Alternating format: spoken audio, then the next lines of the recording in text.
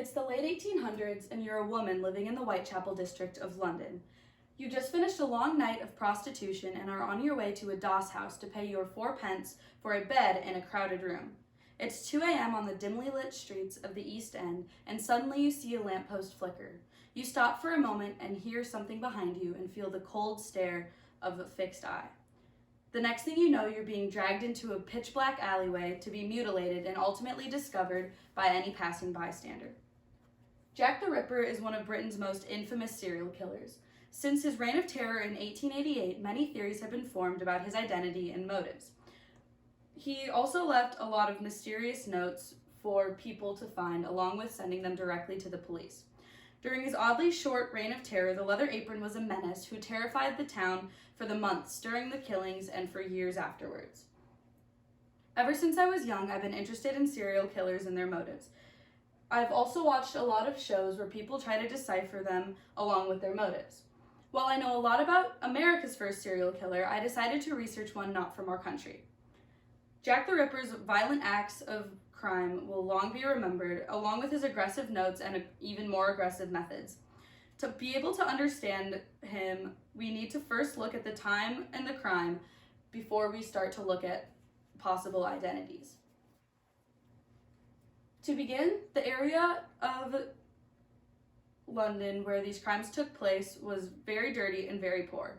According to Richard Jones, who wrote Jack the Ripper Timeline, the first murder widely believed to be committed by Jack the Ripper happened on August 31st, 1888, and what is widely believed to be his last murder on November 9th, 1888.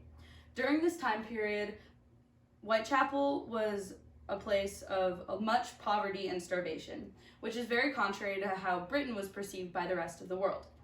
Ricky Cobb of Jack the Ripper Tour explains that immigrants were unable to find even low-paying jobs in horrible conditions. The streets were ridden with sickness and hunger, which led women to less humble occupations in order to survive. Most of them became prostitutes, and children had only a 50% survival rate past the age of 5. The crime rates were so high in certain parts of the city that police often wouldn't go down certain streets in groups smaller than 4. Jack the Ripper is likely to have committed 5 or more murders, along with writing a few different notes.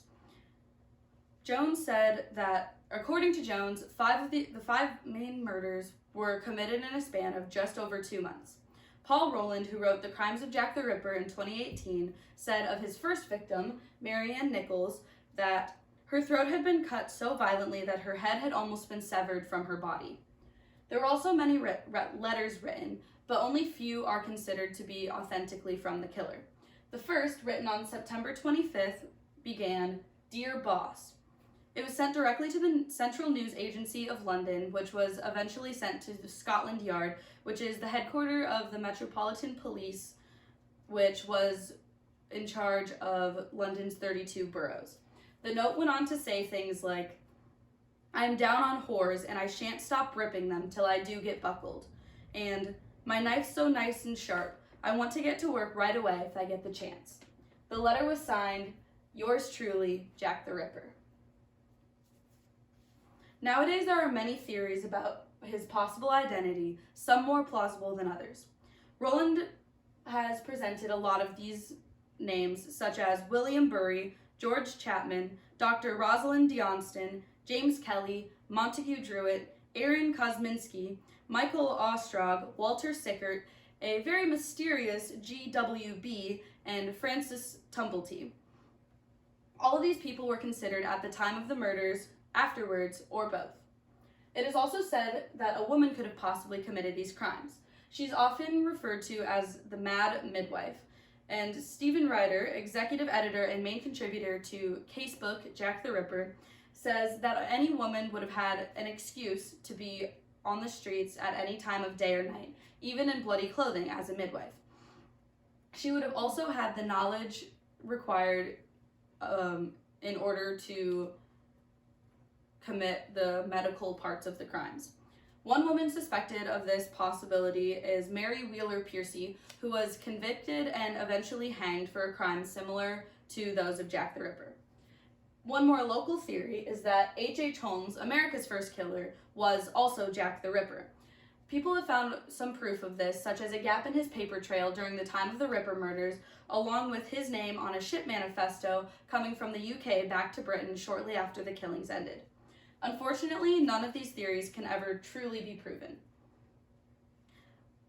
These murders took place in a very impoverished area against women who were forced into prostitution to survive.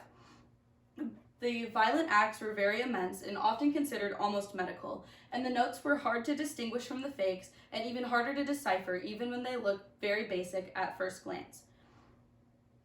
In current days, it's easy to speculate, but we can never truly uncover the identity of Jack the Ripper. The one thing we do know is that this would have had to be a very disturbed person to be able to commit the numerous acts of brutal homicide. Jack the Ripper will forever be remembered as one of Britain's most infamous serial killers of all time.